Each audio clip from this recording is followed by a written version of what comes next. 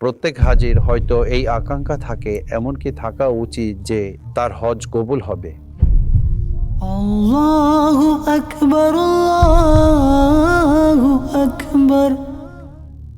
মাবরুর হজের যে লক্ষণ ও এই সম্পর্কে যে গাইডলাইন পাওয়া যায়, আমি চাচ্ছিলাম আপনাদের নিকট পৌঁছে দিব, যেন আপনাদের এই হজ মকবুল হজ, মাবরুর হজ এবং আপনার এই অসংখ্য বরকত নসিব হয়।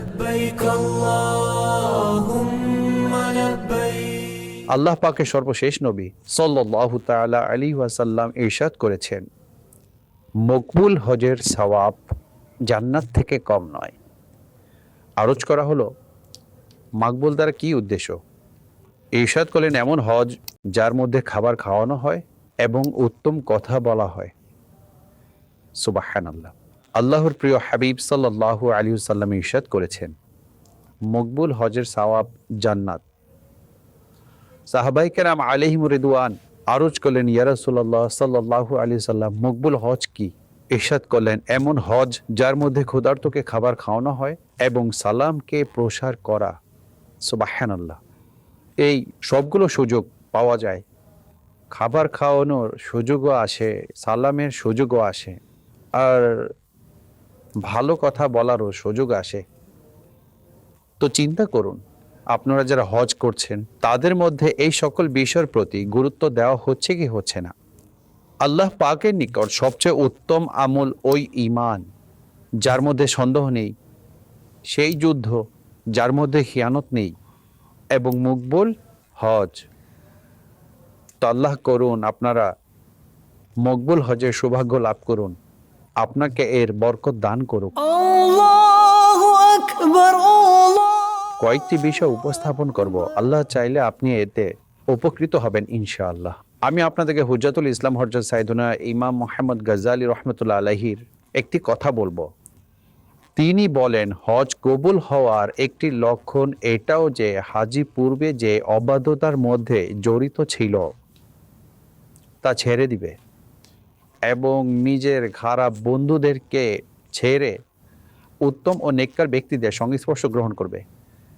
খেলাধুলা এবং অলসতার বৈঠক ছেড়ে জিকির ও আসকার বৈঠক অবলম্বন করবে।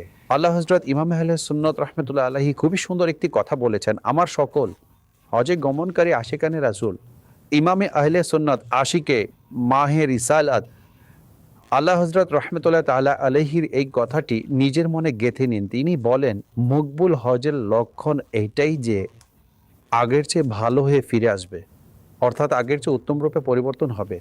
এখন আমাদেরকে নিজের মন্দ অভ্যাসের পর্যালোচনা করতে হবে এবং সেই মন্দ অভ্যাসগুলোর ধারাবাহিক তালিকা করতে হবে। আল্লাহ না করুন কারোর মধ্যে নামাজ কাজা করার অভ্যাস আছে, কারোর মধ্যে মিথ্যা বলার অভ্যাস আছে, কারোর মধ্যে ঝগড়া করার অভ্যাস আছে, কারোর মধ্যে গীবত করার অভ্যাস আছে, কারোর মধ্যে দাড়ি মুন্ডানোর বা এক মুষ্টির চেয়ে ছোট করার অভ্যাস আছে। আপনি হজে গিয়েছেন, হজের সৌভাগ্য হচ্ছে আগের চেয়ে ভালো হয়ে পরিবর্তন হন। অর্থাৎ আমরা যখন হজে গিয়েছি তখন আমাদের মধ্যে যে মন্দ অভ্যাসগুলো ছিল, গুনাহের অভ্যাস ছিল, সেইগুলোকে বর্জন করে ফিরতে হবে।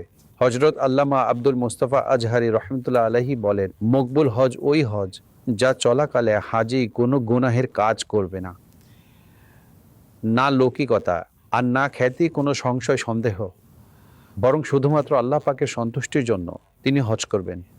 সুবহানাল্লাহ, কত চমৎকার উক্তি! আল্লাহ করুন আমাদেরকে একনিষ্ঠতার নিয়ামত দ্বারা ধন্য করে দিন। আল্লাহ পাক আপনাকে আমাকে হজে মাবরুর মকবুল হজের সৌভাগ্য দান করুন। আমিন বিজাহি খাতামিন নবিয়্যিন সাল্লাল্লাহু তাআলা আলাইহি ওয়াসাল্লাম।